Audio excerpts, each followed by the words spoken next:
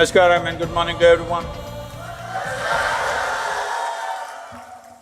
So this endeavor called Youth and Truth is going to last for some time. And it's our privilege that, and your privilege, that SRCC is the first institution where we are starting.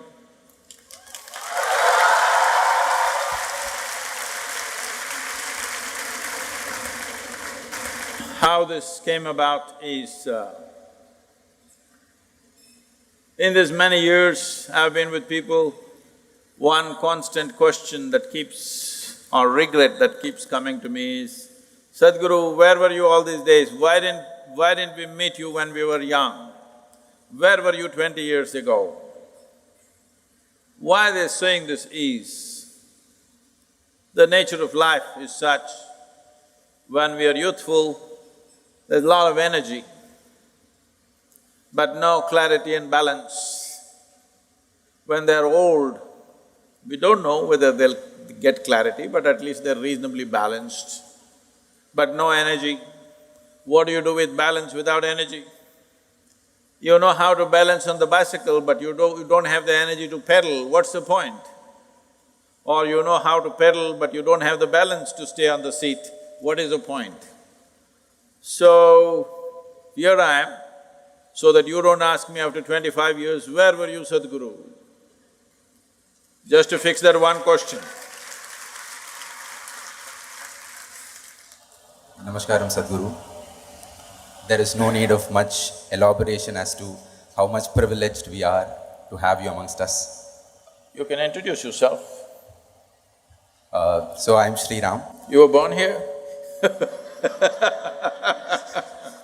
It so happens. I'm Sri Ram, I'm a third year BCom honors student. Namaskaram Sadhguru, I am Pranit from Ludhiana and I am a second year BCom student. Namaskaram Sadhguru, I am Riya, I am a first year BA Economics honors student. We all are fortunate to have gotten this opportunity to mediate this event. So when we say mediate, we actually… mediation comes in only when we have a fight. Hello? We don't have a fight, so… So, a lot of people had a lot of questions to ask. And we have tried our best, to kind of shortlist them and, put forward whatever is relevant. Sadhguru, all of us sitting in this hall have some goals. And as most of us are students, our goals are at the maximum level. We would like to know, we are very eager to know, when you were of our age, what was that thing which you wanted to become? What was your goal? Oh, this is beginning like an interrogation. Well, frankly, I had no goal of any kind, to such a point that my father used to, what will this boy do? He's not interested in anything. But it was completely wrong because I was interested in so many things. I was not interested in the things that he was interested. I was absolutely interested in many things. See, when we say goals, we must understand this. From where you are, if you set a goal for your life, you can only set a goal according to your present level of understanding and knowledge, isn't it? You think you have reached a point where you know everything in the universe? So if you set a goal, what kind of goal will you set? A very meager goal. And if you grow rapidly, you will be terribly disappointed with your own goal. But this has been taught to you in the recent years that you must be goal-oriented. If you… let's say you want mangoes in your house. If you want mangoes, you don't have to think of mangoes. You have to think of soil. you have to think of manure, you have to think of water, you have to think of sunlight. None of them look or taste like mangoes. But if you take care of those things, mangoes will come. But suppose you have a strong desire for mango, but you did nothing about growing a mango tree in your home, you will want to steal it from him, if he has. Yes or no?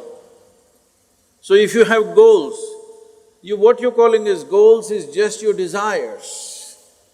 And your desires are just an outcome of the kind of thought process that you have right now.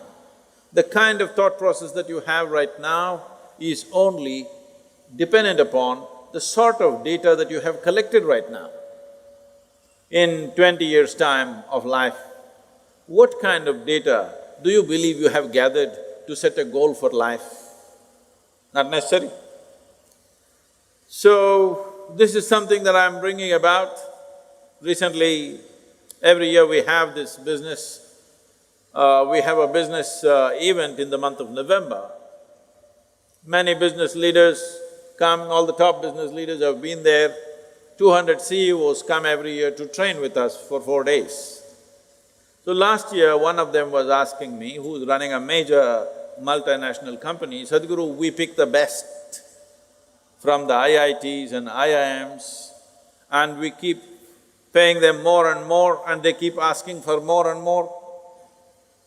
But when I look at your organization, you pay nothing to any of them and it seems to function many times better than our corporation.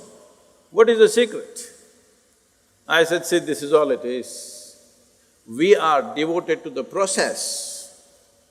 We are not concerned about the goal. We are absolutely devoted to the process. Because of our devotion to the process of what we are doing right now, if you do not do what you're doing right now well, your goal is just going to be a fancy desire, isn't it? Hello? Yes or no? Hello? Your goal is going to be just a fanciful desire that you made up in your mind, and that is not even yours. Your goals are all borrowed from 10 other people. Whatever is the trend today, that is your goal, isn't it? I would tell the young people, don't set a goal. If you have absolute devotion to what you're doing right now, depending upon the times and the opportunities, we will go as far as we go. But if you're always concerned about the finish line and not the step that you're taking right now, you will fall flat on your face, most probably. If you get to the goal, you will be disappointed. If you don't get there, you will be broken. Most successful people on the planet, I want you to just look at it, don't just go by what I say. Just go on the street and watch people. Leave the people who are driving bullock cart and this and that. Just watch those people who are driving BMWs, Mercedes and whatever else, okay? Successful people. Just carefully watch them. How many of them are joyfully driving their BMW? Hello? How many of them are joyfully driving their dream car that they worked for? You will see hardly anybody, unless it's a stolen car.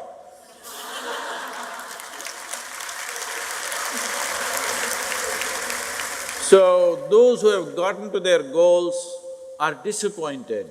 Those who could not get there are broken and frustrated. What's the point of a life like this?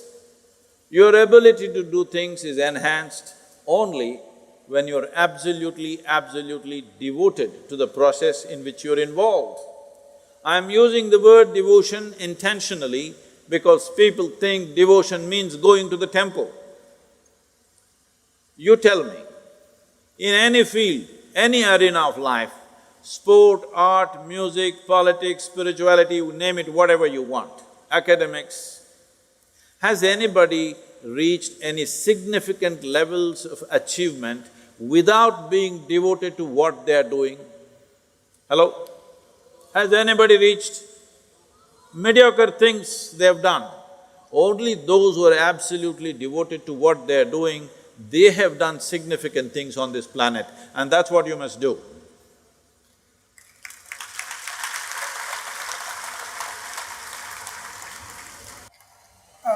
Sadhguru, so as you told us that goals, those who achieve the goals aren't that happy.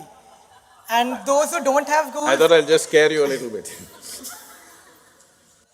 And those who don't have goals are also not happy. But goals are the starting point.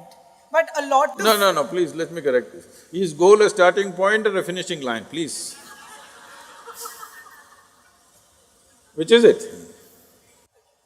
It's both ways. How is that?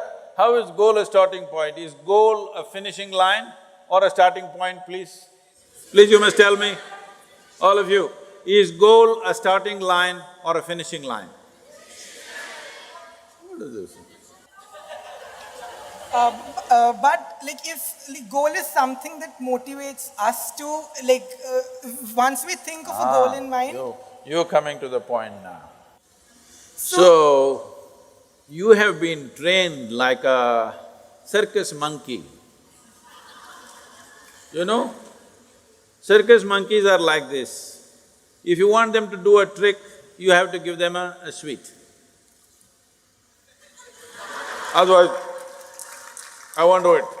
One more little sweet. Don't be a circus monkey. I thought we evolved out of being monkeys long time ago.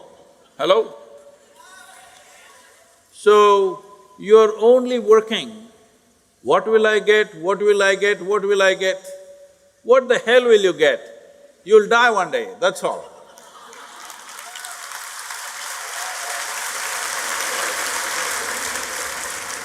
You think you're going to get something in the end? No, you're just going to die one day.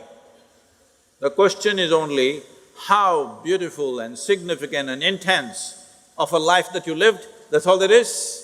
What will you get in the end? Goal is the end point, isn't it? What do you think you'll get at the end of your life? I want you to visit old age homes, hospices, where people are reaching the end of their life. Just look at them and see what do you think they've gotten? Nothing. Either they lived a profound life or they did not, that's all there is.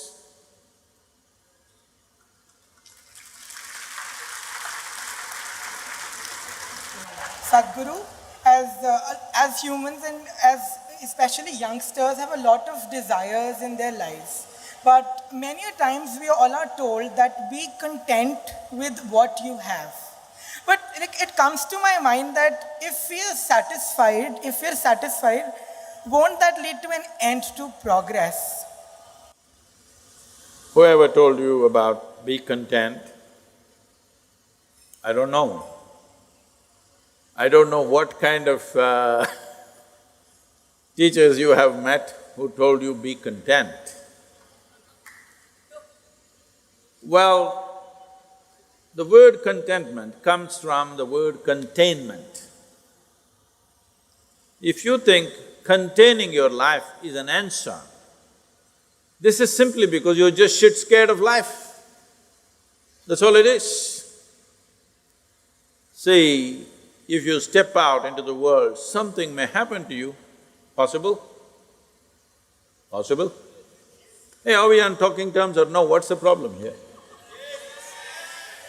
If you step out of the house, something may happen.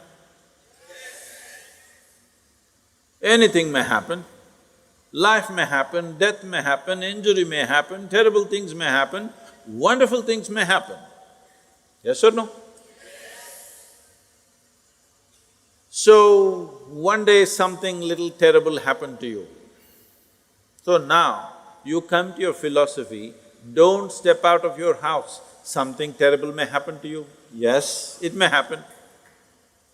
But something absolutely wonderful can happen to you. So if you contain yourself, you can avoid both. Essentially, you're trying to insulate yourself against life. People come to me and say, Sadhguru, please bless us, nothing should happen to us. I say, what kind of blessing is this? My blessing is let everything happen to you. Let everything that's life happen to you.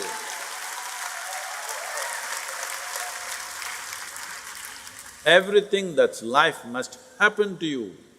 First thing you must decide is, have you come here to avoid life or have you come here to experience life?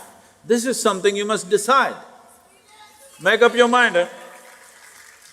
Please make up your mind right now. Have you come here to avoid life or have you come here to experience life? Well, if you want to experience your life, this doesn't mean you must get intoxicated. If you want to experience your life, that doesn't mean every evening you have to party. If you want to experience your life, you must bring this one instrument that you have to experience life to its highest possible sensitivity. If this becomes super sensitive, this will experience everything in the universe. If you keep it dull and lethargic, you will be right here, you won't know what the hell is happening around you. Yes? So, right now, because people are heavily goal-oriented, they don't know what's happening around them, they are only interested in the finish line. Finish line comes as a consequence of a certain efficient process. Finish line does not come because you desire it. Success does not come because you desire it. Success comes because you do the right things. It will not happen to those who are just desiring it. It'll only happen to those who are doing the right things right now.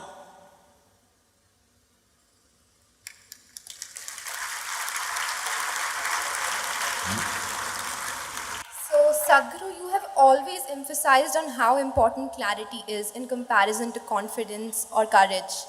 But for people our generation, confidence is something that's at a different level. Even when my nerves were racking to be here on the stage Really? with you… Yes. Do I look so dangerous? No. No, you're safe, don't worry. I was only trying to scare him, not you. So each of my friends emphasized on how confident I should be. So do you think that overration of confidence has led to undermining the importance of clarity? Very much. See, confidence means this. Tell me, now the hall is reasonably well lit, if I ask you to walk from there to there, do you need confidence? No. Clarity. No. Do you need confidence? No. No. Why? Because you can see things clearly. If you turn off all the lights, make it pitch dark, if I ask you to walk from there to there, do you need confidence? No. You do. If I ask you to walk in total darkness on the street, don't you need confidence? Yeah. You do. Why? No clarity. So, somebody thought confidence is a substitute for clarity. You do one thing, let's say you can't see clearly, one of the main streets in Delhi you want to cross. How to build confidence? Well, you can say, Jai Shri Ram and run across the street. Or you can say, Allahu Akbar, or you can say, Hail Mary and run across the street. You may make it. You may make it just by sheer chance or because of the compassion of some driver. But if you try every day, we know where to pick you up. Hello? So I'm asking, is confidence really a substitute for clarity? The problem is like this, confidence means like this, you take a coin, flip it, heads I will do it, tails I'll not do it. There are a whole lot of people in the world who are doing this. The problem with the coin is it has only two faces. The problem with life is, it has a million faces. So heads means I do it, tails means I don't do it. It looks like it solves your problem. But those who are right only 50% of the time in their life, there are only two professions left for them. They can either become a weather person, predicts weather, or you can become an astrologer. In any other profession, you're fired. In any other profession, if you're right only 50% of the time, you are fired, isn't it so? Hello? So, unfortunately, we think, see, it happens many times. If you just run across the street, you make it, that's the whole problem. There is an element of chance in life through which you can make it. But this is something young people must decide. Do you want to build your life on chance or on your competence? This is something you must decide. Very important. You didn't say anything. Huh? On competence or chance? If you even make it by chance, suppose you're successful by chance, you're always insecure and fearful, isn't it? If you made it by your competence, then it's a different matter. If this doesn't work, we'll do something else. If that doesn't work, we'll do something else, because we built a competence. But if you're living by chance, then if you make it, you're fearful, you will lose the position. If you don't make it, of course, you know the pain.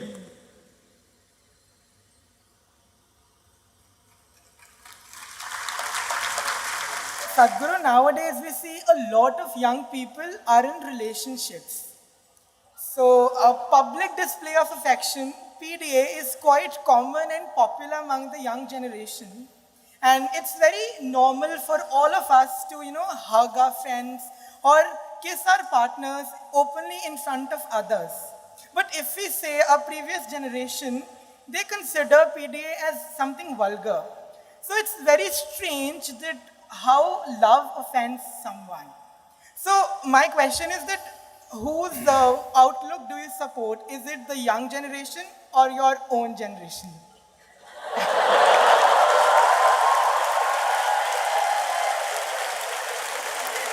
What makes you think you're younger than me, huh?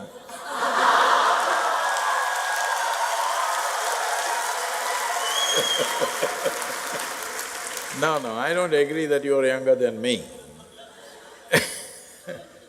So, there are many aspects to this question. You said today young people have relationships.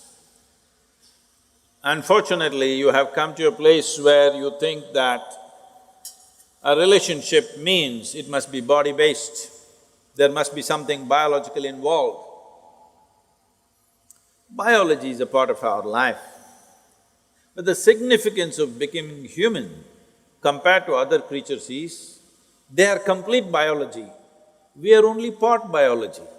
We have other dimensions to us, we have an intelligence, we have an emotion, we have a consciousness which is of another dimension. Biology is only one part of us.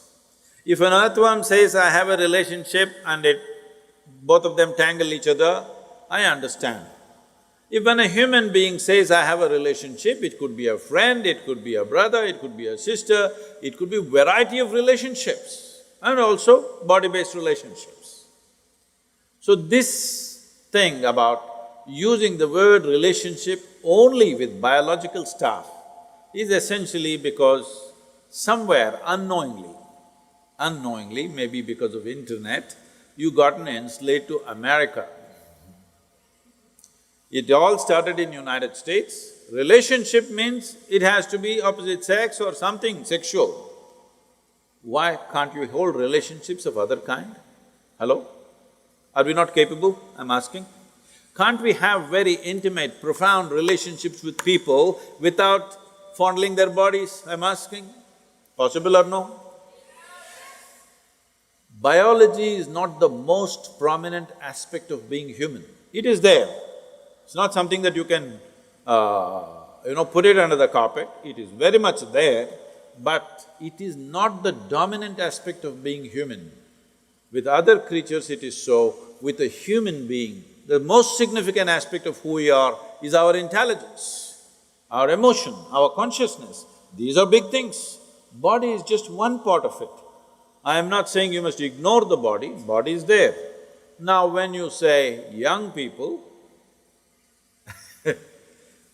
you're talking about those people whose intelligence has been hijacked by hormones.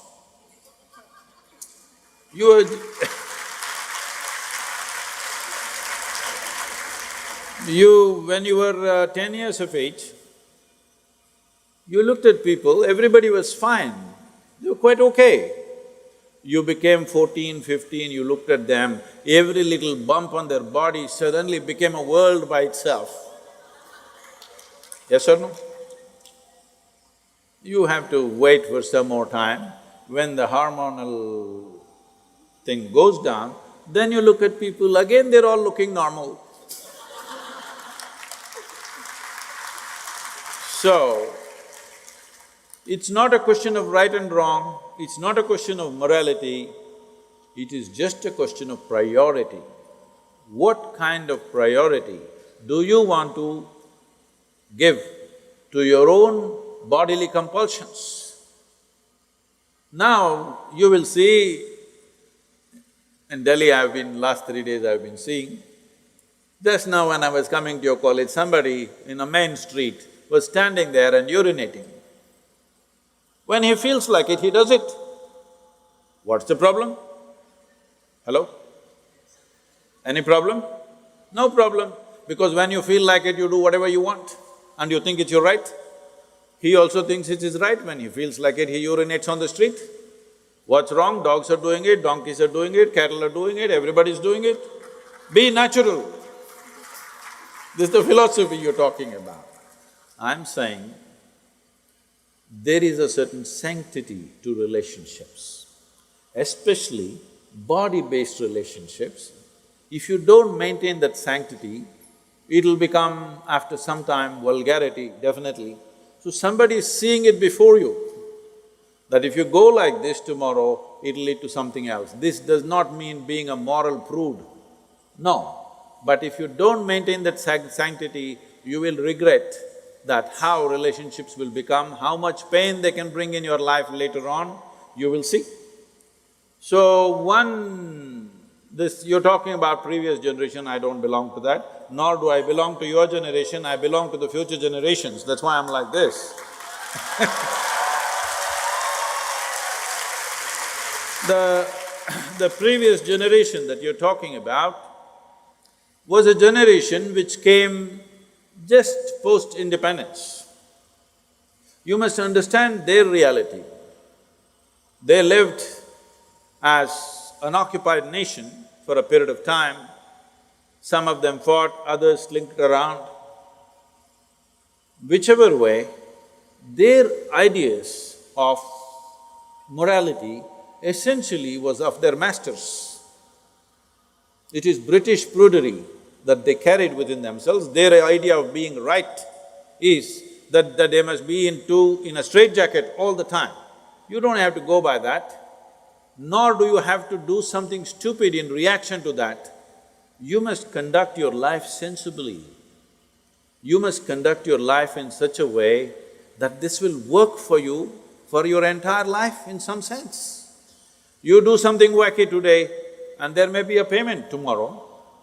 So why don't you think it through? What is the best thing to do? How much of what to do? Isn't it?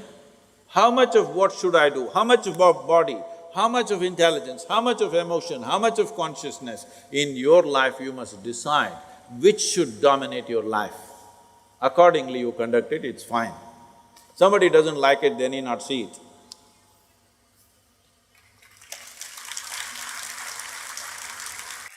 Sadhguru, now I want to ask you something out of the context.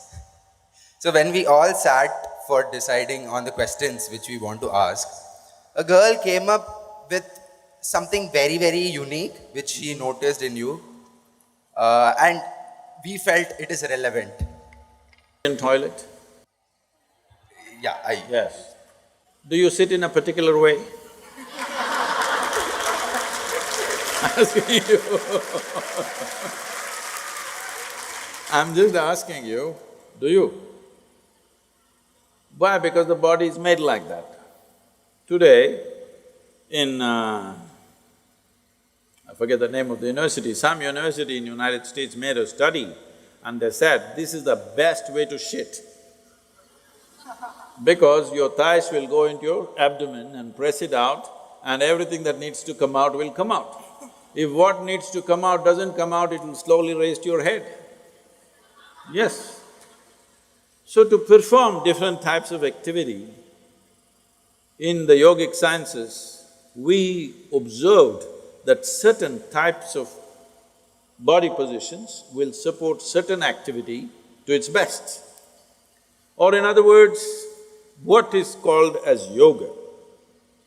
What is called as yoga is another…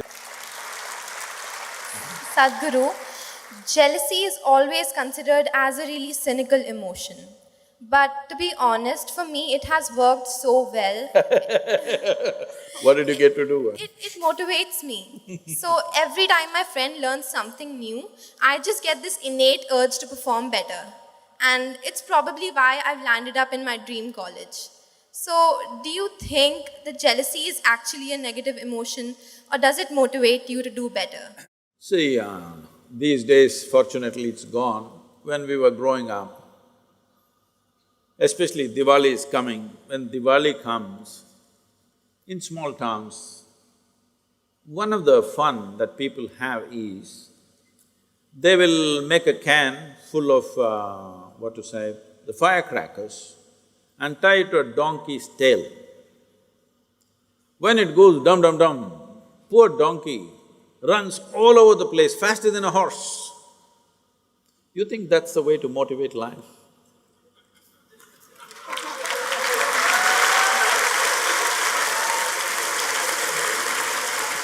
There are better and more intelligent ways of doing things. Well, when you feel like your tail is burning, you may run. People always use this thing, if a dog is chasing you, you will run really fastest. But Mr. Bolt, you know Mr. Bolt? He did not run because his tail is on fire. He runs because he prepared his legs and lungs in such a way, whichever way he runs, he is faster than everybody. Hello? Isn't that the way to run? You want to run because a dog is chasing you, you want to run because your tail is on fire, is that the way you want to run? No, that's not a pleasant way to run. See, one thing is important that you run fast. Another thing is that your experience of running is fantastic. Isn't that important? Hello? Well, you got into your dream college, but it could be hell, 3 years of hell, who knows? Is it not important that these 3 years are a fantastic experience for you? Huh? Not important? Running is not the only important thing, how you experience it, what comes out of it tomorrow. Suppose we ran because our tail is on fire, now we understand the only way to make people run is to set their tails on fire, how much damage we will cause to everybody. And I've seen these donkeys running faster than a racehorse because they're terrified. That's not the way to run. Please don't do that to yourself, not anymore, okay? Now the dream has come true. Sadhguru, now that we talked about her dream college, I take the leverage of putting you in a situation. It's okay, you were born here, so it's all right. Suppose you are a third-year student at SRCC. So most of the third years would join me in the mindset that this is the time, where we have a lot of options. We can opt for placements, or we can do higher studies, or we can pursue CA, etc., etc. But at times it happens that our vision or our goal about life is different from that of our parents. Have you ever come across a situation where your goals are not in line with your parents? And is it okay to, kind of go against them? See, they had goals and goals, I had none, so I never came across such a thing.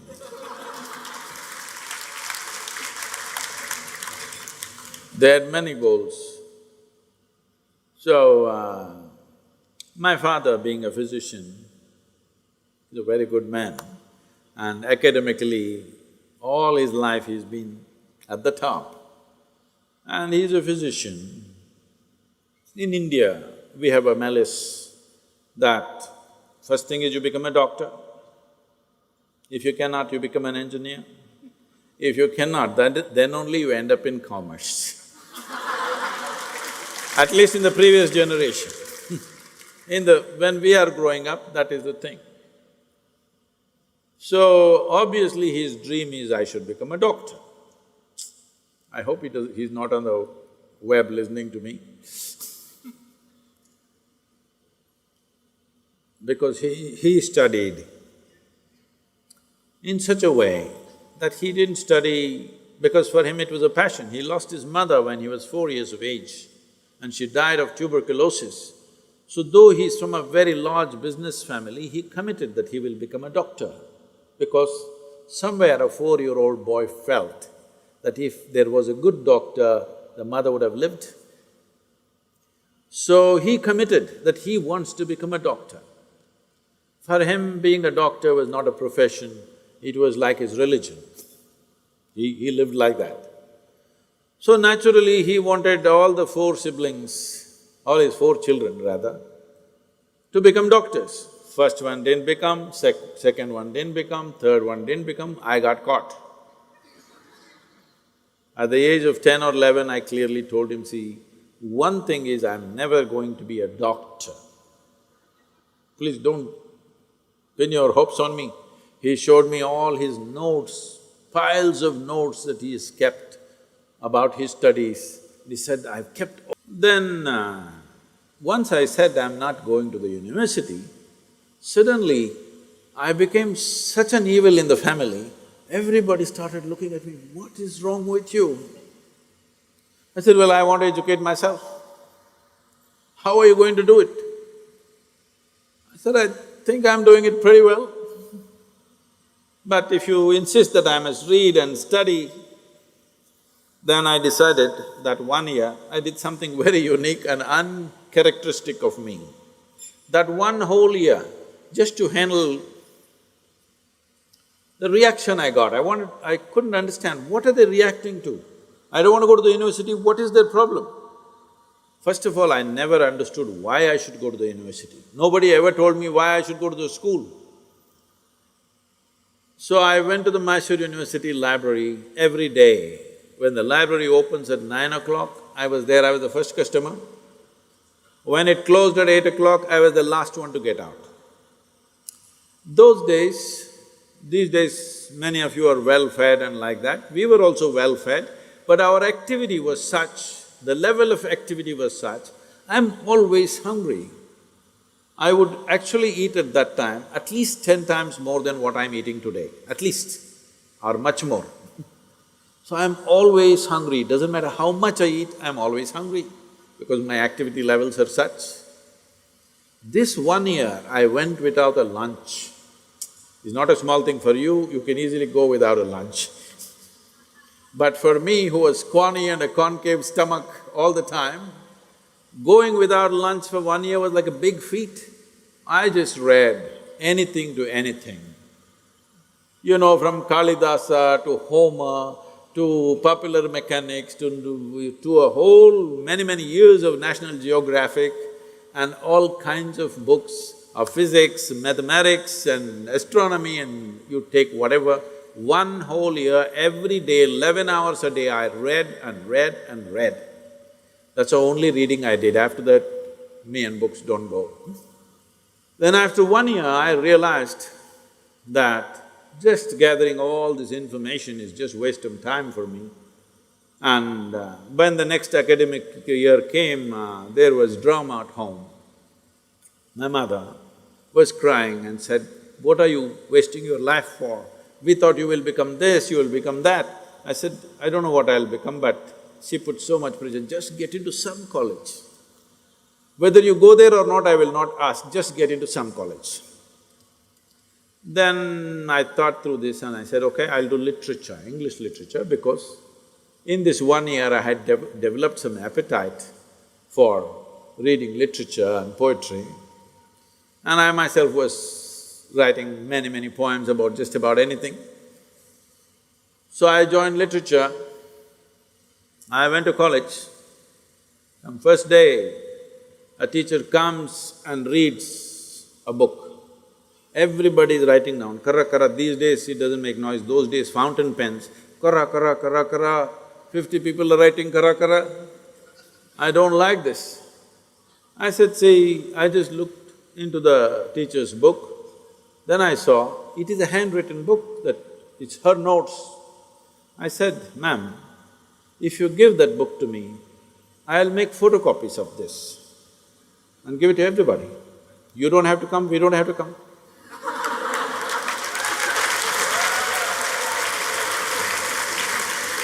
But if you want me to come here, I have 1,000 questions. Not 1,000, I have millions of questions, like a dark cloud, it's hanging around my head. I'm going to ask these questions. If you cannot answer these questions, I cannot sit here. Then I made a deal with all the teachers that they give me attendance and I won't bother them with their questions.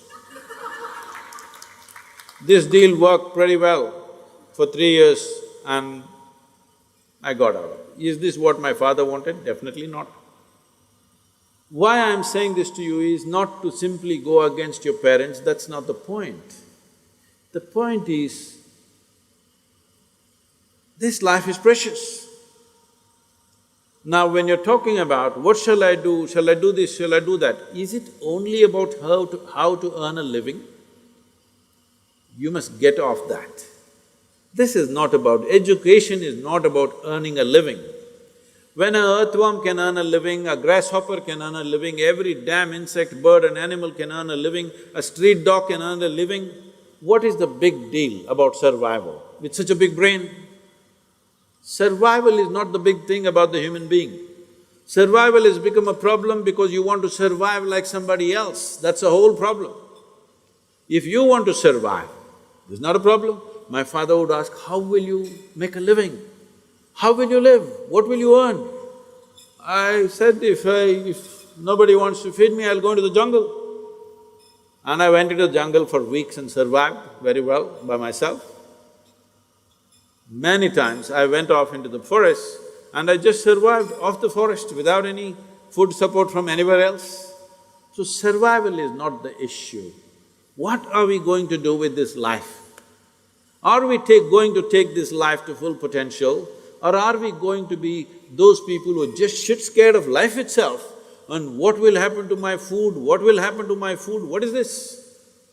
When a street dog is not bothered, happily is wagging his tail and going tuk tuk tuk, what is your problem with such a big brain, I'm asking? You don't educate for survival, you educate because you want to expand your horizons. You want to make this life into a worthwhile life, that's what that matters.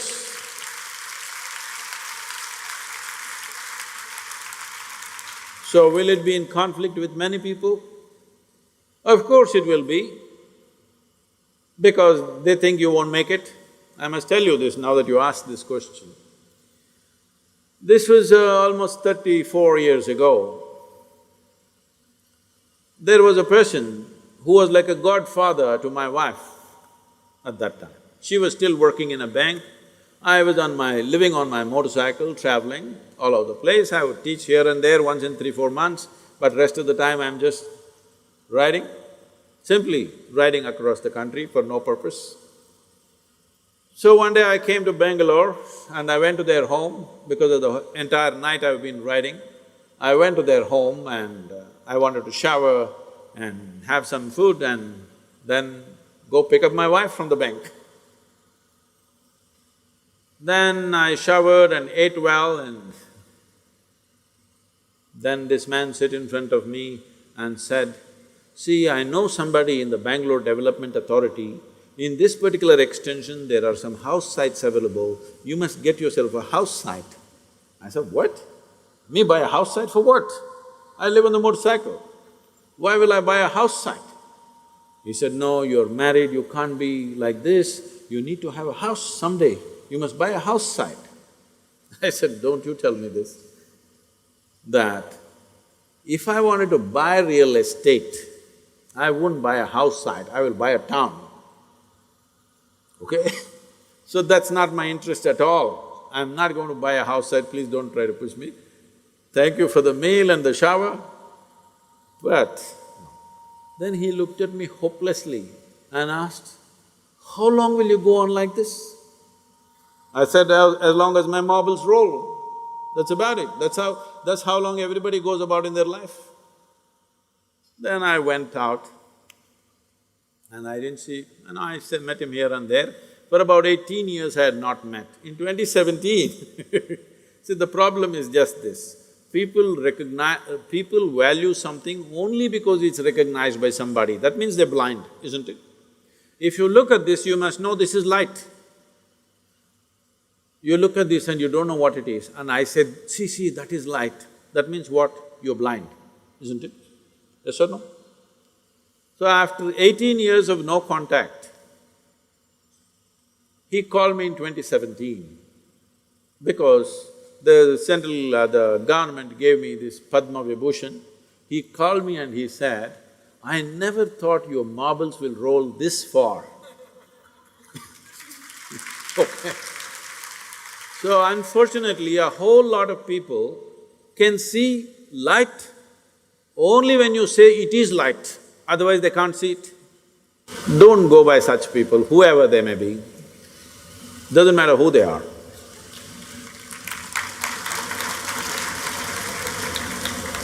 So, expression of opinion and expressing yourself out is a fundamental right given to all the citizens of the country. And we youngsters born in the era of social media are not at all hesitant about expressing our opinions on social platforms or with anyone. But there are times when, because of we expressing our opinion, we might hurt someone's sentiments or other people might get offended by what we say. So in such a situation, how a youngster should use the tool of social media and expresses his opinion so that in a very balanced way, so that no one is hurt. See, one important thing, I was also telling the Twitter people, and yesterday I think they tweeted about it because I spoke about it day before yesterday, is this. See, today, it's now 280 characters, not 140. In 280 characters, some of the world leaders are expressing the policy of the nation, all right? They're even setting foreign policy agenda of the nation, major nations, in 280 characters, Twitter. So I was telling these Twitter people, see, what you guys are missing, just for the numbers, you're missing something tremendous. Tomorrow, the entire world may set its agenda and policy on the Twitter. But that will not happen simply because for 7 billion people you have 15 billion accounts, because most of them are fake. People who don't have the courage to put their name out and say, oh, this is what I want to say, such people are slinks. This is not opinion, isn't it? This young people must do. You can say what you want, but you must have the courage to stand up and say, okay, this is what I will say. Not hide under the chair and say something loudly. What is the point of such a life? What is the point of such an existence? Is it not important that whatever you say, you are accountable for it? Hello? Is it not very important? All of you who are managing false fake Facebook accounts, Twitter accounts, take it away, put your name out there. This is me and this is what I say. You like it, you don't like it. If you don't like it, please tell me, I will look at it. Yes? If you don't like it, you explain to me why you don't like it, then I will consider. But you don't even want to put your name on it, but you want to express your opinion all over the world. No, you have no right to do such things just because you have technological tools, okay? I can't stand behind this board and shout something at you. If I want to say something, I must be able to say it to you, isn't it? Unless people are responsible. Without responsibility, you should not claim an authority over everybody's life. I don't have authority over your life to just say whatever I want about your life and what you do. If I want to say, I must take some responsibility for that, isn't it? If this is brought about, everybody can say what they want to say. Only thing is, you're talking about if it hurts somebody, see, let's understand this. Speech, communication. Speech is communication. Communication between who? Two people. Isn't it so? Two groups of people or two individuals or whatever. When I'm speaking to you, Is it not important? Whatever I wish to say, I can say. Is it not important? I respect your position and I'm willing to listen to what you say, and then I will say strongly whatever I want to say. I will say it very strongly, see, look at me. What I say, I will say it very strongly. But I am not even willing to listen to you, that is not acceptable. That is not at all acceptable. But right now, that is the instrument social media has given to people, that they can say what they want and they don't have to listen to anybody. If you say something, they will abuse you. Abuse is also language, isn't it so? Shall I use it right now on you? Do you want it? Do you want to be abused by anybody? So if you don't want to be abused by anybody, you must understand nobody else wants to be abused too. It's just that. Sadhguru, so you have built such a huge Adiyogi statue at your ashram, and whoever visits that place are in awe of that particular statue. So do you think nowadays, in the current scenario, things has to be done in a, mass scale to get noticed? There's only one, how is it mass? There's only one statue, how is it a mass? So it is built in such huge form. The size. Yeah. See, what is big and small is according to people's perceptions. All the people in the yoga center, they say, Sadhguru, we should have made it little bigger, it's looking so small compared to the mountain behind. So what is small and big is always people's perception. But there is something called as visual impact. Of all the five sensory organs that you have, of seeing, hearing, smelling, tasting and touching, tell me if I tell you, suppose I'm going to take 4 of these away from you right now, which one would you like to keep? Just the nose or just the tongue? What would you like to keep? This is an option. 4 you have to lose, 1 you can keep, which one will you keep? Everything is important. Everything is important, but you're going to lose 4. You must learn to exercise those options, because life is like that, it won't let you keep everything, some things you have to lose. So 4 you have to lose, which 4 will you want to lose and which one thing you want to keep? Can you just tell the 5? Either I'll take off your eyes, or your eardrums, or your tongue, or your sensation, or your nose. Which one thing you want to keep, tell me? Eyes, of course, because of the 5 sensory impacts that you have upon you, visual impact is the largest impact for you right now. But let us say you were a dog. I'm not saying. I don't think dog is anything derogatory, I think it's a great animal. If you were a dog, if I asked you this question, you would say nose. Because his food, his survival happens because of his nose. But for a human being, the visual impact is the largest impact. So, in that sense, it is not about the size of the Adiyogi, it is about the geometry. To get the geometry perfect in a small size is extremely difficult, extremely difficult. So we needed a certain amount of size to get the geometry easily in place. The geometry of Adiyogi, now that you asked this question, is to exude. See, when I say geometry of Adiyogi will exude something, is it true you went home today and your father was sitting in a certain way? Just by looking at his posture, you know whether he is angry or happy, unhappy, disturbed. Do you know or no? Yes. So, the geometry of Adiyogis, we wanted this to exude 3 aspects. One is exuberance of life, another is stillness of life, another is intoxication. I worked for 2.5 years to get this face right, many faces were made. Then we decided we need a certain size, and that size became over 80 feet.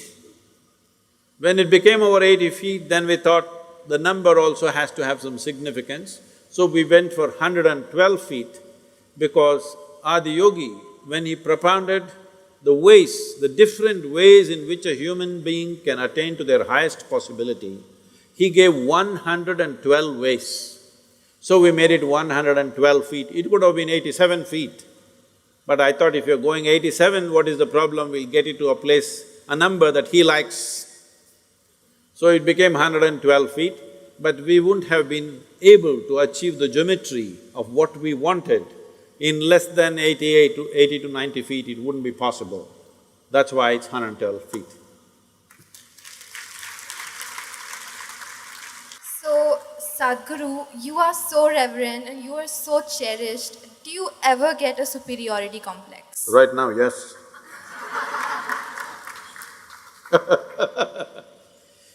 See, the question is not about superiority complex, inferiority complex, poverty complex or wealthy complex. That you have a complex is a serious problem, isn't it? Whatever kind it is. What a complex means is, you have assumed something about yourself and you have concretized that assumption. In such a way, you make a bloody fool of yourself wherever you go. Do I look like that? Hello? Do I look like I'm making a bloody fool of myself with you? No. No. So, no complex of any kind. But then our confidence fluctuates every day. So what do you have to say about that? Because I don't have any confidence about anything. I just have clarity. People think I have knowledge. No, my head is empty. That's why to make it look little substantial, I have a turban. It's totally empty always. But I have clarity. Clarity means what? You see things the way they are. Knowledge means what? You have fixed information about everything. If things have changed, you will not see it the way it is. That's as good as being blind. See, people think owls are blind. It's not true. Their vision is far more sensitive than yours. But because of sunlight, they're blinded because it's too much. Suppose, what is the power of your glasses? Around 3.4. 3. Let's say we will put 10. If you put 10, if you look at these lights, you'll feel dazzled. That's what is happening to an owl in the day. When light goes down, he sees very clearly. Not because he's blind, because his eyes are super sensitive. So, it's important that you bring clarity to your life, not knowledge, because knowledge is conclusions that you gather. Knowledge is okay when you're trying to do something physical, material in the world, but not with life. Is it true what you thought was absolute at the age of 12, today is not true? Yes or no? Are you sure that whatever you think is this is it right now, will be this is it in another 3 years' time? Of course not. You know that, so you know you're wrong. Yes or no? Yes. So you know anyway you're wrong, so why assert the wrong things? Well, right now we are wrong, at least let's manage with little more conscious. If you know you're wrong, you will walk carefully, isn't it? Hello? But you think you're absolutely correct, then you will do stupid things and you blunder around the world. If you know you're not seeing properly, will you walk carefully or no? If I ask you to walk through a dark room, suppose we turn off all the lights and close it down, everything, pitch dark, if I ask you to walk, suddenly will you become super alert and conscious as to how you walk? But when the lights are on, you're just going unconsciously, bumping into everybody. So if you learn to walk every moment, like there are no lights and you're looking at everything absolutely carefully, then what you see clearly, you go through it, what you don't see clearly, you hesitate, some places you take a little bit of chance. But if you are just confident, you will blunder through life, we don't know where you will get in and what you will get trapped into. Most people are trapped into their professions, their family situations, their social situations in such a way, they all became like this. Yes, already I'm seeing, not just older people, youth have become like this. What will happen to me at the end of my life? What will happen to me at the end of my life? I'm already revealed the secret, you will die. Hello? But Sadhguru, if this happens, what to do? If that happens, what to do? All those things will happen. It's not that everything will happen in your life the way you like it, things will happen in the way you don't like it. It once happened, Shankaran Pillai got fired from his job simply because he asked a question, smoking or not smoke, non-smoking. How can you get fired for asking such a simple question? Smoking or non-smoking, he asked, and he got fired. Because what he was supposed to ask was cremation or burial. Not getting it.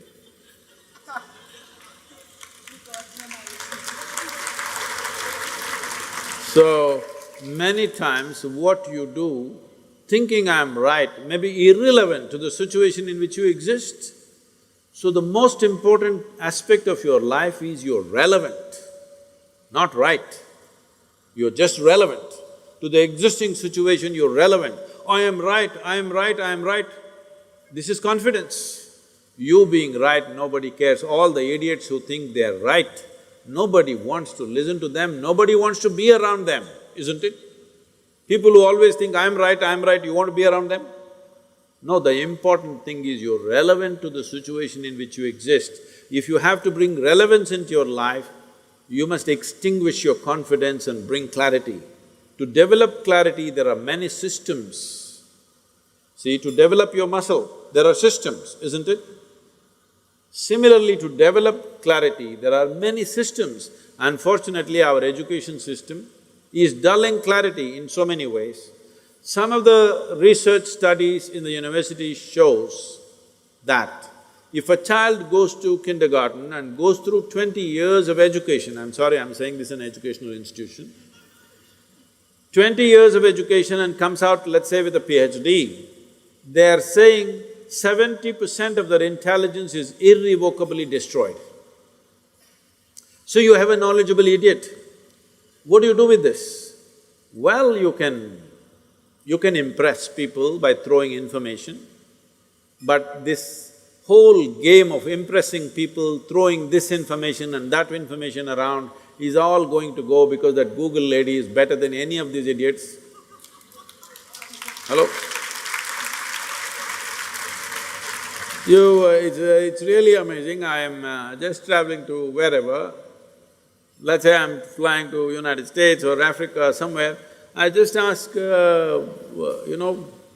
what is the morning temperature in Entebbe? I'm landing there. Without batting an eyelid, in 2 seconds, she tells me it's 14 degrees centigrade and by afternoon it's 18 degrees centigrade, by evening it's again 12 degrees centigrade. Who could ever say this? Hello? She may not be perfectly right, but she's almost there. So, people who are carrying a basket of information on their head and feeling superior, I want you to understand this in this country and everywhere else in the world. In not the previous but the previous generation, somebody who could read a book was seen godlike because everybody else was illiterate. And people thrived simply because they can read the Gita or the Bible or something else. They thrived simply because they can read.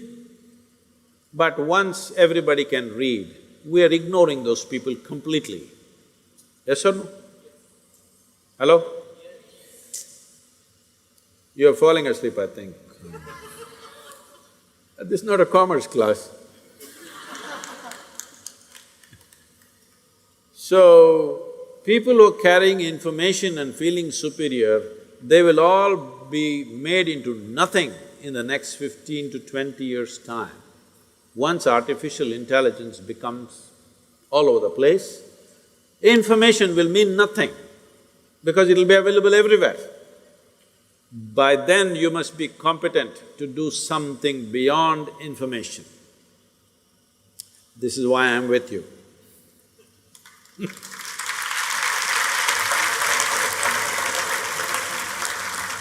Alright, so now before we open the session for our audience to ask you questions, we have some really popular questions from various social media platforms. Wow. Now, So the people who could not join here, so they have sent us the questions through various social media platforms. And the first question, I'll read it out. Sadhguru, you mentioned that you Who is this? Who is this? Anonymous person or… I will yes. not answer anonymous questions. They must at least say, this is my name. we didn't have their names. Okay. Okay.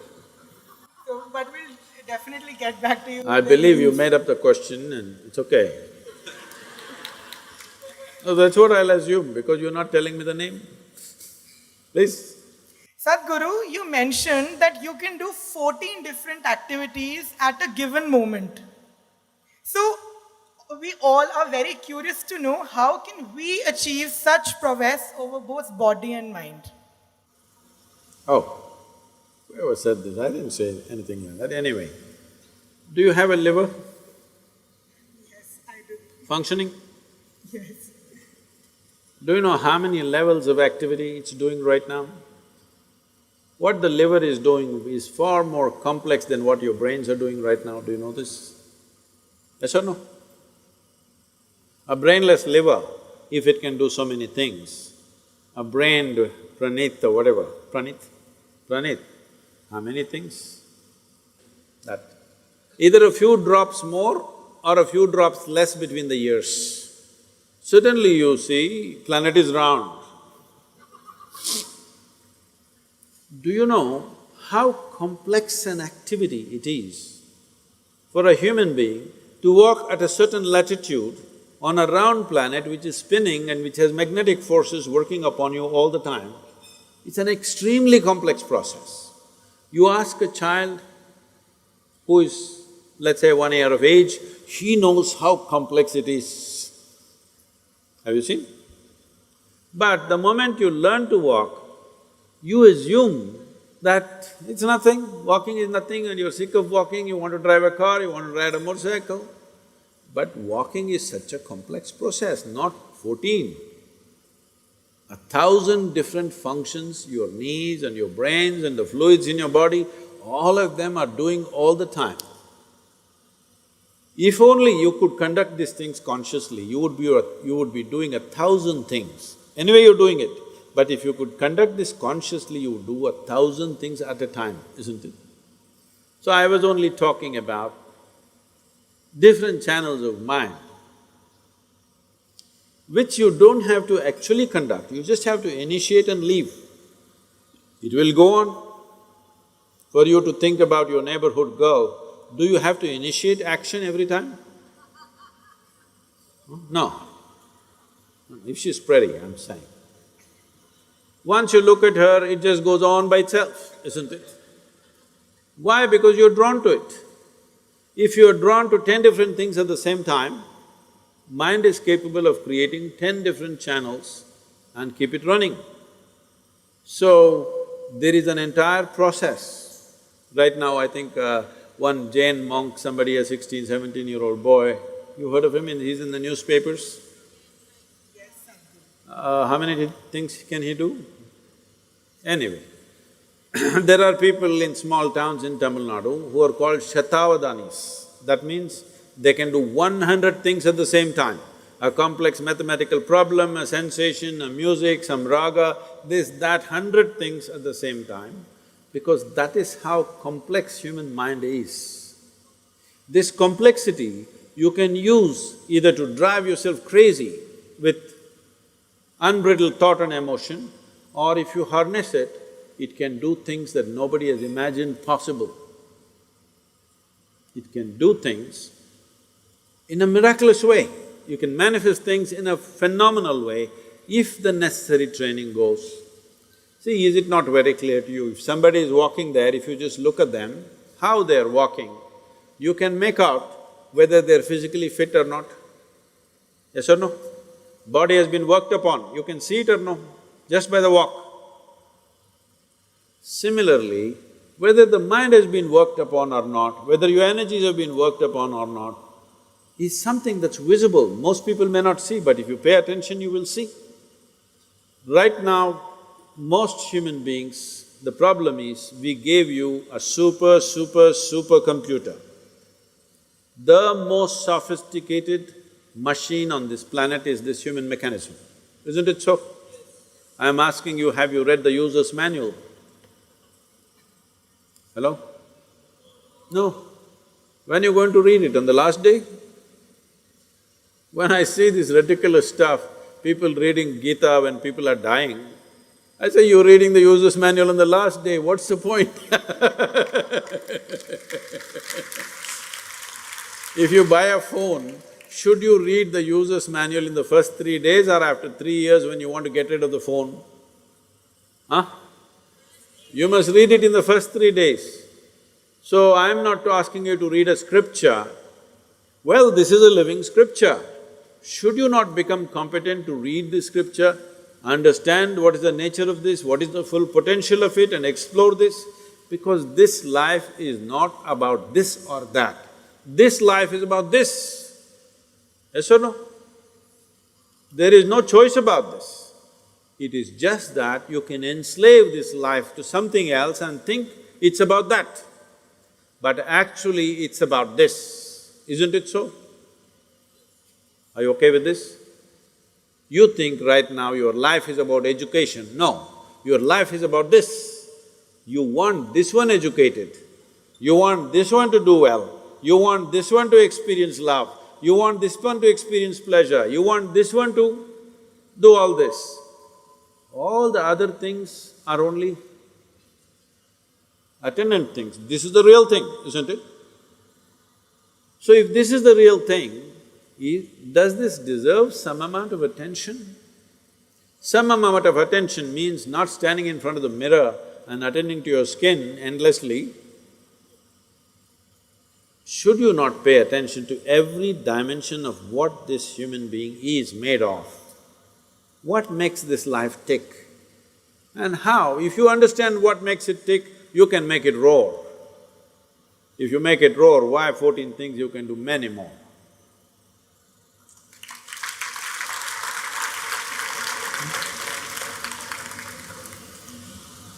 Guru, the next question which we have, I'll just read it out for you. It is believed that Srinivasa Ramanujam could write mathematical equation as is he had access to the whole universe.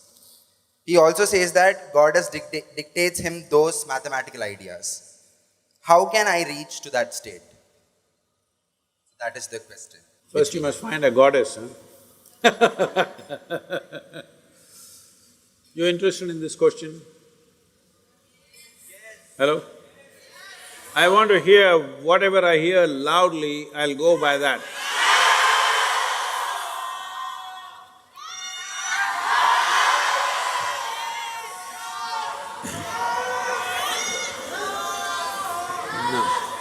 No. No's coming late, yes came strong.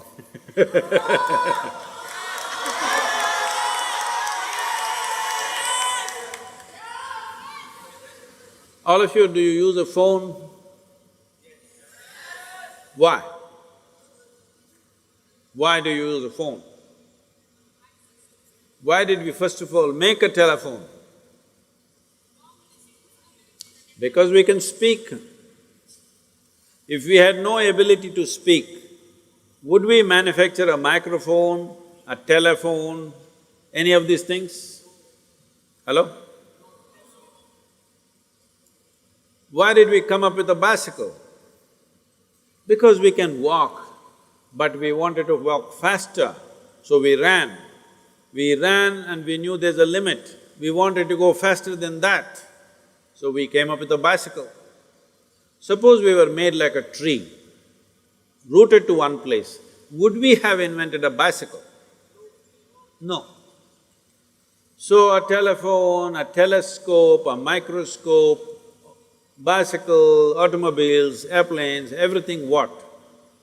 What faculties we already have, we want to enhance that. We have not come up with any machine for which we had no faculty and suddenly we came up with something because we don't even know what those things are. Yes? The faculties that we do not have, we have no way to perceive that whether it exists or it doesn't exist. Only faculties that we have, we are trying to take it far. So in this effort, we came up with many machines. All machines here are only enhancing our existing faculties. They have not come up with any absolutely new faculty. In the same context, right from ancient times in this culture, we came up with machines not made of material, not made of mechanical process, but an energetic process. What does a machine with an energetic process mean? See, suppose somebody is dead. You seen any dead people? Hello? Where did you see? I never saw. You saw dead people or dead bodies? Ah. Dead body means what? Let us say no accident happened, no murder happened, no nothing happened, or let's say somebody just suffocated and died. If somebody suffocated and died, heart is in the right, heart is doing well, maybe not beating but it's fit, liver, kidney, dam, everything is all okay. Only thing is, the person is not alive. All the mechanical parts are okay. Only thing is, that life energy is missing. So this is also an energy machine on one level, isn't it so? Yes or no? This is also an energy machine, on top of it we put mechanical parts to it. Even if all the mechanical parts are intact, if there is no energy, this will not function. So from looking deep inside, we understood we could create an energetic machine without mechanical parts, because if mechanical parts come, they need a certain level of maintenance and servicing and works. But if you just create an energy machine, it will simply function day and night.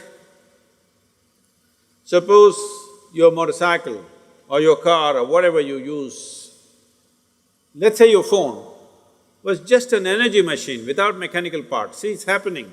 From such a big phone, it's slowly becoming smaller, smaller. With less and less mechanical parts, it's becoming more and more efficient. Why do you think? Slowly it is moving towards a space where it is becoming more energetic than mechanical, isn't it so? Do you remember old James Bond movies? Such a big phone. It was looking like a just-born baby. But today, it's become this much. As they're expecting in another probably 10–15 years, your phone can be just imprinted on your hand. Simply like this you can speak, or you don't even have to do this. If you simply do that, it will say what you wanted to say. So from being mechanical, now we are going towards energy-based machine. From a huge earth mover to a computer, this is the big difference, that it's more energetic and less mechanical. So we created energy machines, which in this culture we called as deities, or the English word is deity. Generally we call them as murtis, that means a form. A form which has a certain ability to do certain things, energetic forms. So some different forms are like windows to the existence, you could open up different dimensions. All this is forgotten, made into absolute nonsense today in the form of superstitions, but otherwise, it was clearly prescribed.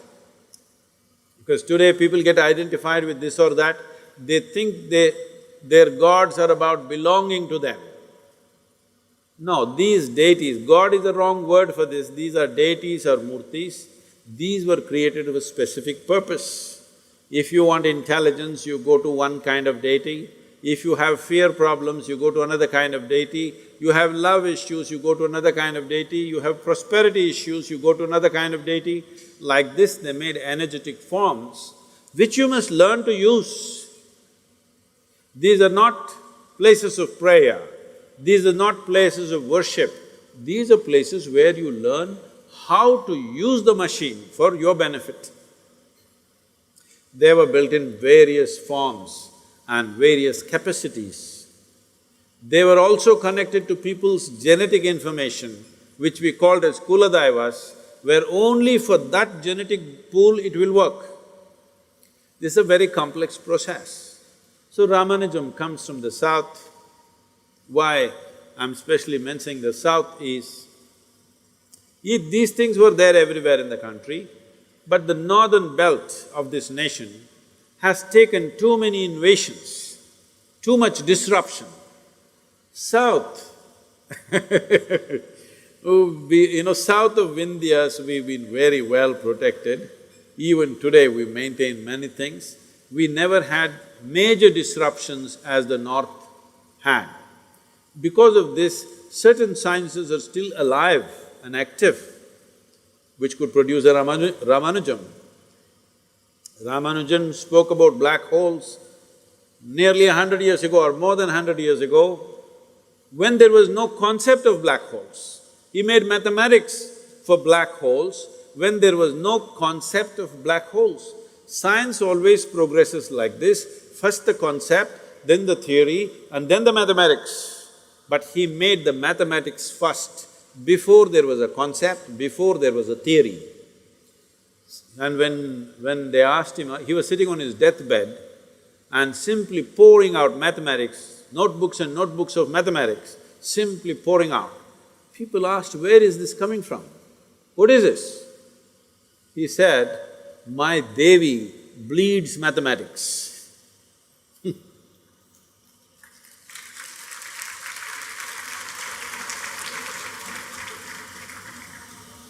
So now we open the floor to the audience for asking the questions. And first we'll have questions from this side of the floor. Namaskaram, Sadhguru. How come you got a better microphone than me, huh?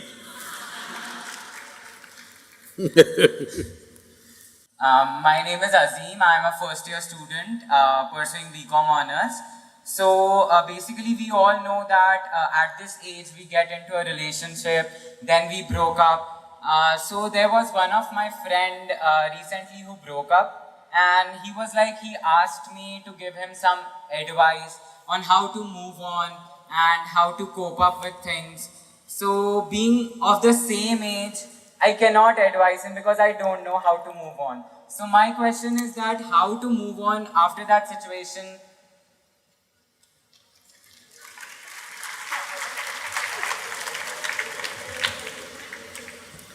Well, somebody else has moved on. Even if you stay in the same place, distance will happen. See, let us understand this in terms of life, not in terms of trend, not in terms of morality, not in terms of right and wrong, but in terms of life. When I say in terms of life, Azim, do you remember how your great, 10 generations ago, how your grandfather looked like? No. No. But his nose is sitting on your face. Yes or no? Yes. So is it true that your body has a tremendous amount of memory? Yes. This memory is on many different levels. There is an evolutionary memory, there is genetic memory, there is a karmic memory, there are conscious levels of memory and unconscious levels of memories, articulate and inarticulate levels of memories. But if your great-grandfather's nose has to sit on your face, obviously your body is carrying a very complex mechanism of memory, isn't it? Yes. So this body, if it is capable of such a complex sense of memory, You think it is not gathering memory with whatever you touch and feel and relate with? You think so or no? Yes. It does. So it is gathering an enormous amount of memory. This is how you know.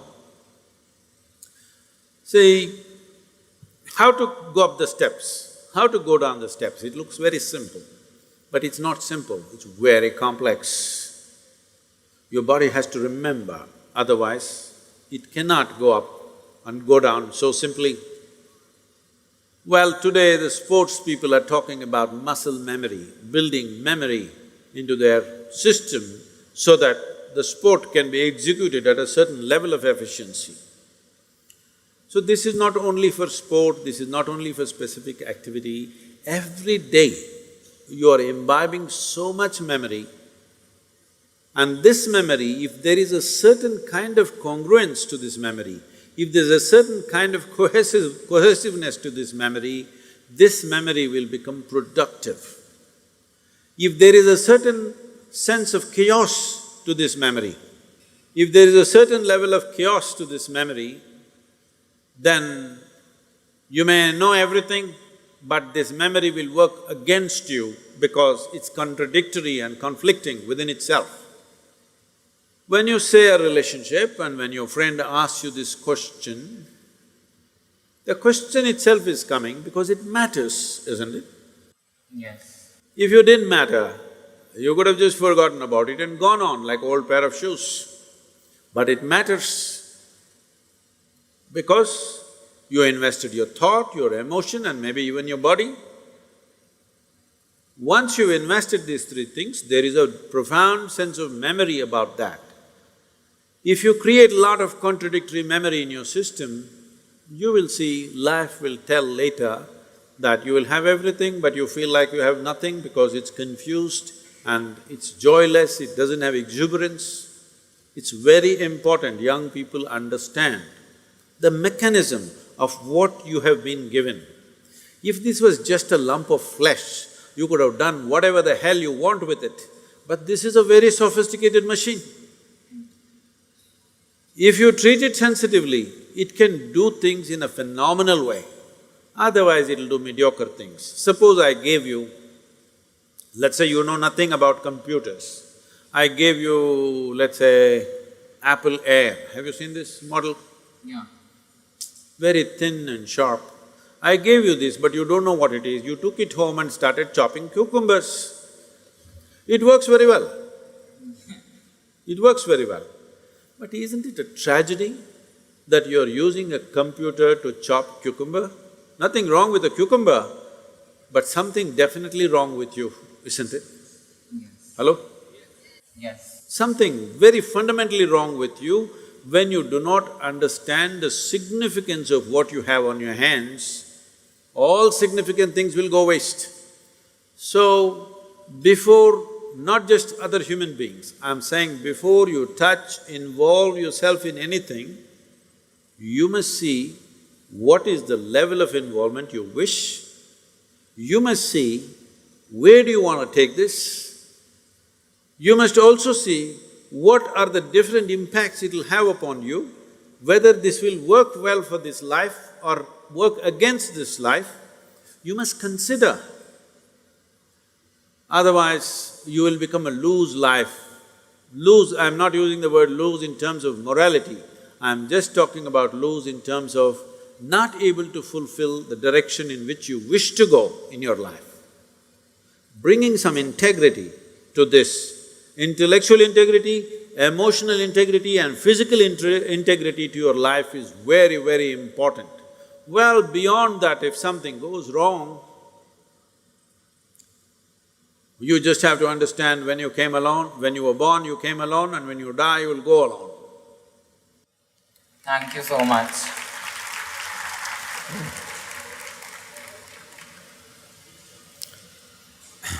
This girl, she can't live without asking the question, please give it to her. Namaskaram.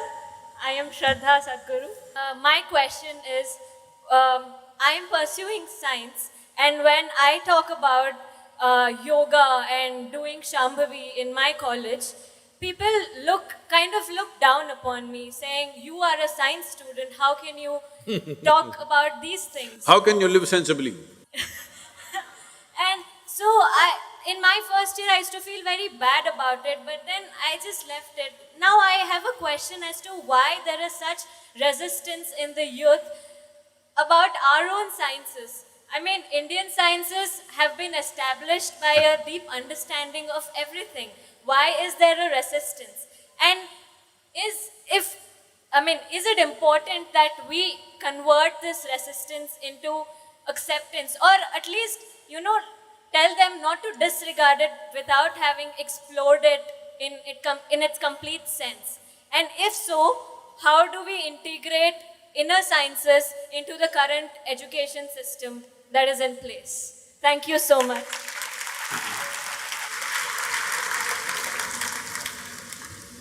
See, unfortunately today, we have a constipated perception of what is science or what is scientific. Essentially, the way the science or the scientific process is defined is, something is considered as a science if there is a systematic approach to it, and the approach should be repeatable, and the approach should work not just for me, should work for many people, then it is considered a science. So science is fundamentally physics, but there are other sciences which have evolved out of it. Biological studies are there, psychological studies are there, social sciences are there. So anything which has a systematic approach and is applicable not just to one person but to a larger number of people becomes a science or a scientific approach. In that sense, there is no science which is a larger application except physics. There is no other science, or even physics.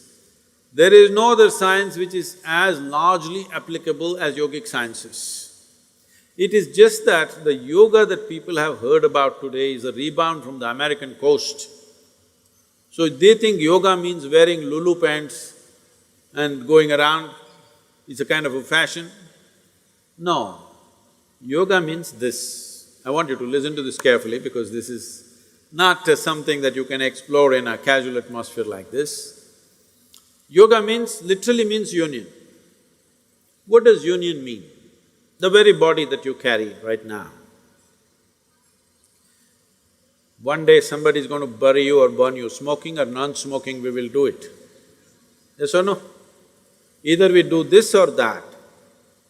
Will you become part of the earth? Hello? How come now you're not part of it, I'm asking? Even now you're part of it, isn't it? You're just a small outcrop of this earth. Only because you were given the ability to be mobile, you lost your sense.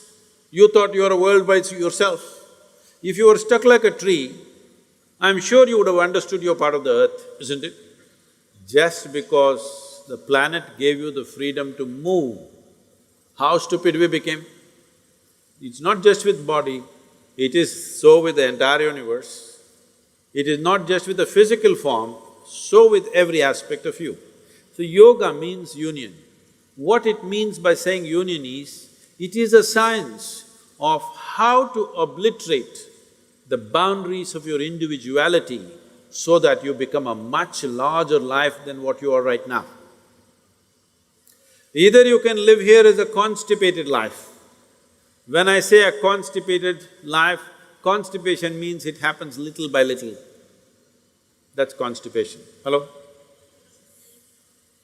Right now for most people, life is happening little by little. You ask them, what are the great moments in their life? They say, when I passed my examination, I felt great, then I was miserable, then I found a job, I felt great, but then all the people made me miserable. Then I got married, it was really wonderful, then my mother-in-law came and she did it. She didn't come, she was there before your husband. She was there all the time, she was there before you and before your men. But like this it goes on, they will count 5 things where they had great moments in their life. This is a constipated life. That every moment of your life is not an exuberant outburst of life, it is once in a way something happens to you. Constipated or no? No, you must say yes or no. Do you want to live a constipated life? If you have to live an exuberant life, the boundaries of individuality have to go to whatever extent. Only then you capture a larger amount of life and you have a larger experience of life, a higher level of exuberance than what you normally see around you. Have you blown soap bubbles when you were at least young? When you were young? Did you blow? Ah. Did you blow soap bubbles? At least when you were children? So you got only this much big bubble, but somebody else got that big bubble. Same soap, but somebody blows this big bubble, yours is only this much. Why do you think? Hello? You also have a lung full of air, you also have soap, but one person gets this big bubble, another person gets this big bubble. Why do you think it happens? Because if you want to expand boundaries, what is important is not the desire. What is important is you need to capture that much air in that limited possibility. Then it becomes this big. Similarly, this one. See, my body and your body are different. This is me, that is you. Till we bury, we don't understand, it's all the same earth. But right now, this is my body, that is your body, 100% clear. This is my mind and that's your mind, 100% clear. This can't be that can't be this. But there is no such thing as my life and your life. There is just life. How much life you capture determines the scope and scale of your life. Not how much information you capture, how much life you capture will determine the scope and scale of your life. So if this has to happen, you have to breach the concretized boundaries of your individuality and push it. When the boundaries are dissolved, then we say you are in yoga. If one experiences the dissolution, then we refer to that person as a yogi. Well, how far each individual is going to go is subject to various realities. But at least, should you not make an effort, a scientific and focused effort as to how to breach these boundaries of individuality which we ourselves created? Hello? All your boundaries are created by you, isn't it? You create the boundary and you suffer the boundary. What kind of life is that? If nature created the boundary and you're suffering that, that's understandable. You create your own boundary because of self-preservation. In pursuit of self-preservation, you build walls. These walls of self-preservation will become walls of self-imprisonment. If you don't want that, you need yoga. Oh, should I twist, should I turn, should I stand on my head? No, yoga does not mean twisting, turning. You can breathe and do yoga, you can walk and do yoga, you can talk and do yoga, you can read and do yoga, you can sleep and do yoga, you can stand and do yoga, you can do yoga in whichever way.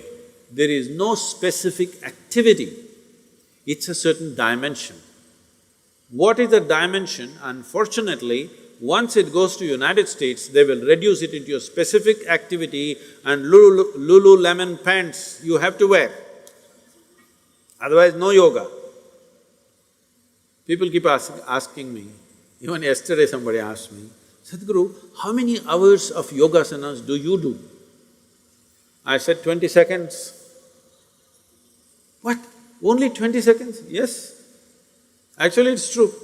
I do only 20 seconds of sadhana every day. I wake up in the morning, if I sit up, just 20 seconds, I'm done.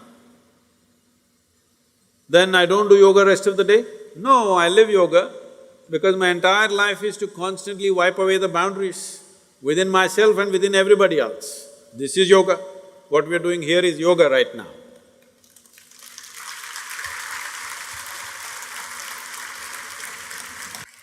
We'll be taking 2 more questions.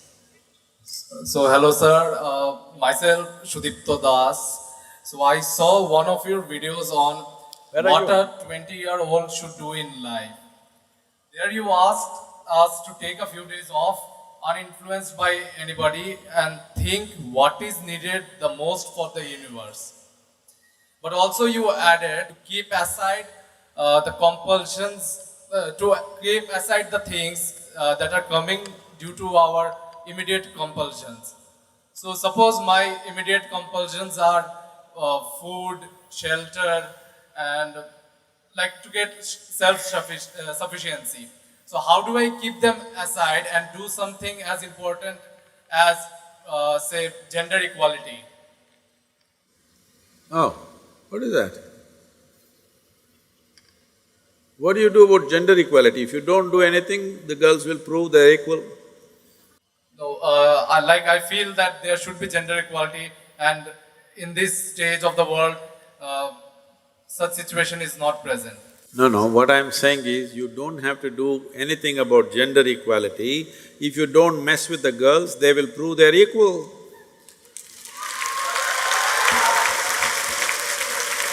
Unfortunately, many times they will prove they're little more than you.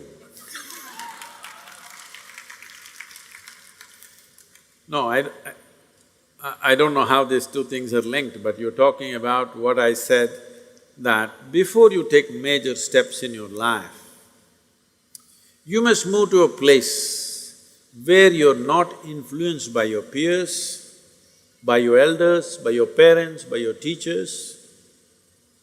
Spend some time upon yourself. What is it that I want to do with this life? This life. Do not understand life as job, food, profession, this, that nonsense. This is life, isn't it? Hello? You are mistaking the accessories of life as life, unfortunately.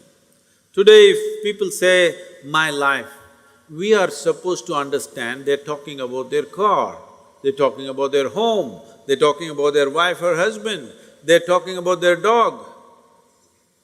No, this is life. These are all accessories of life. Once the accessories of life become more significant than life itself, oh, you are finished, okay? Whatever you do, you'll be messed. So I said withdraw from all the influences that you have, spend at least a few days upon… if you think you're a worthwhile life. If you think you're a worthwhile life, it deserves attention, isn't it? This life deserves attention. You spend a few days looking at, if all these people who are not there telling you 1,000 things as to what you should do, what is it that you really want to do? You must look at it, isn't it? People come to me and tell me, they've been married for 35 years. Sadhguru, I knew I made a mistake with this marriage. Then I ask, is it really? Then how did you get these 3 children? Marriage was a mistake, you could have stopped right there. How did 3 children happen? No, Sadhguru, you know, I know how that happens. But then how did you build this big house, this nonsense and all the things you're beginning to suffer now, unfortunately. You're not enjoying them, you're suffering them. So how did you do all this? No, Sadhguru, you know, mistake. Why you're a serial mistake? Because you don't stop and look, what is it that this real life really cares for beyond social pressures, beyond teachings, beyond all kinds of diktats that come from everywhere. What is it that this life wants? Every human being must look at it. Every human being must look at it. It's everybody's right to look at it, beyond all the pressures.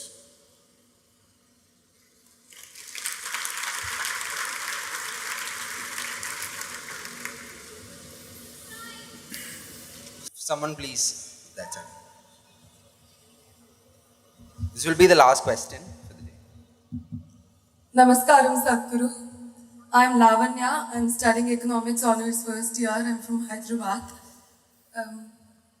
Despite being surrounded by so many people, we still lack that feeling of belonging to somebody, being accepted by somebody, being loved by somebody.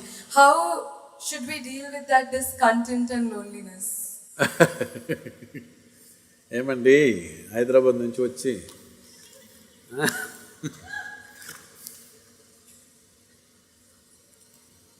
say, you must understand this.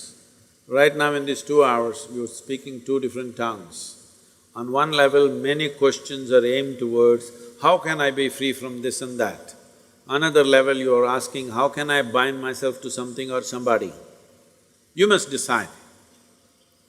What is the highest value in your life, freedom or bondage? Please, I would like to hear that word, Oh, freedom! But if you are free, you feel lost. If you go into the mountains and you're totally free, that is, nobody around, nothing around, you just in the empty space of the mountains, you don't feel free, you think you're lost. So to handle freedom, it needs a certain clarity and strength. Most people cannot handle freedom. They are always trying to bind themselves, but only talking, mouthing freedom all the time. If you really set them free, they will suffer immensely. So this is an evolutionary issue, in the sense, human beings are right now like this. A caged bird, if you keep a bird caged for a long period of time and then one day you took off the door of the cage, still the bird won't fly. From inside it'll protest that it's not free, but it'll not fly.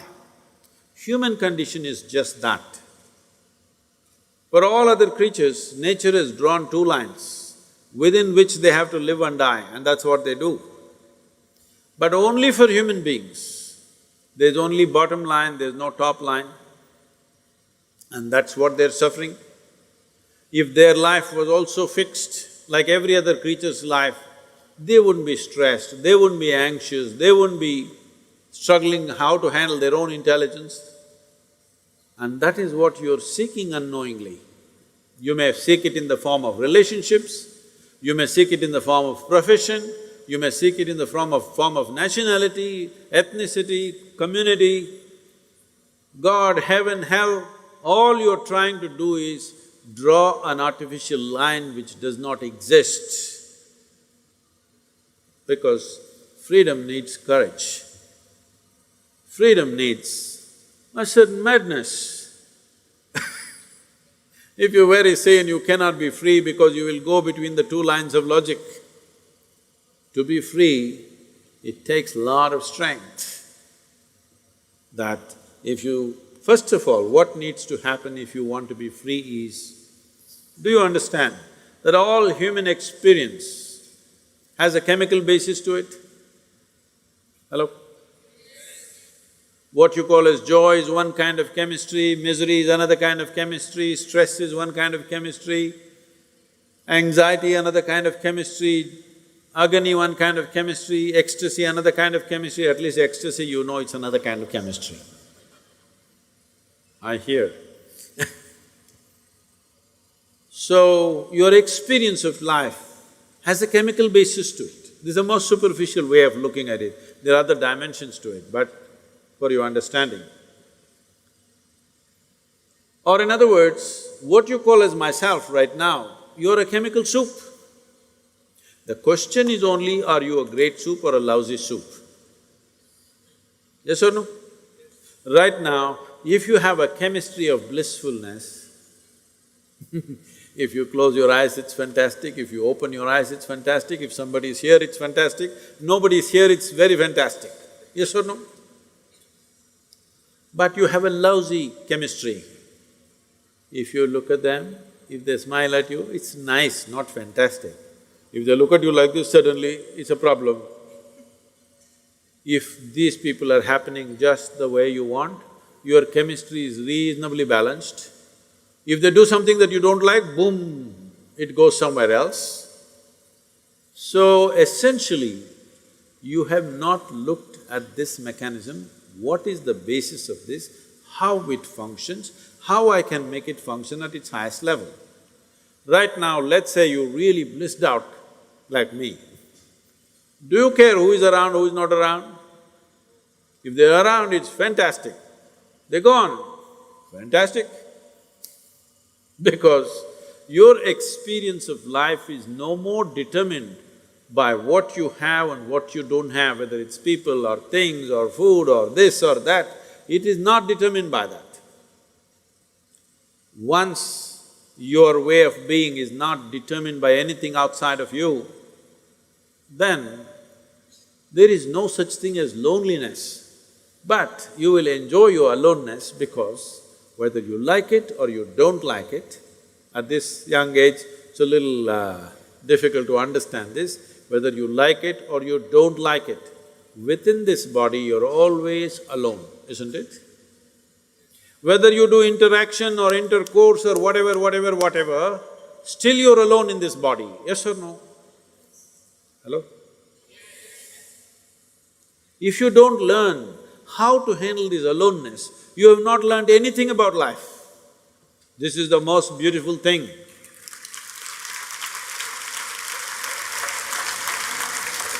The most beautiful thing about life is, nobody can get here, it's just my space. Yes or no? Isn't this the most beautiful thing? Nobody can invade me. They can capture me, they can torture me, they can do so many things, but they cannot invade me because I have a space which is just my own. Isn't this the most wonderful aspect of your life? Don't suffer that, that is the most beautiful thing. Oh, but you want to pine little romantically and enjoy that, what? What are those songs, popular songs? Pining for somebody. Without you, I cannot exist. Most of the songs are that way nowadays. Sing one song, huh? Older ones, older I'm ones. horrible at singing. Huh? I'm horrible at singing. Just tell me the words, I will sing. हम तेरे बिना रह नहीं सकते, तेरे बिना क्या वजूद मेरा। You saying it to me? Okay, I got it. Sri Ram is a singer. Sri Ram, that song, what is he saying? हम तेरे बिन अब रह नहीं सकते, तेरे बिना क्या वजूद मेरा। See, all the boys must learn songs like this, otherwise you can't floor the girls. But the girls should understand, the guy has a need and he's doing this, it's not really true, but let's enjoy the game right now. Because what we do is just a certain… it's a certain game, life is, because it comes to an end. But the important thing is, how are you within yourself? If you are here in such a way that you are only driven by your needs, you will live a very meager life. But if you can sit here without any need, but you will do whatever is needed, then you will live a magnificent life. It's my wish and my blessing. Every one of you must have a fantastic life. Make it happen for yourself.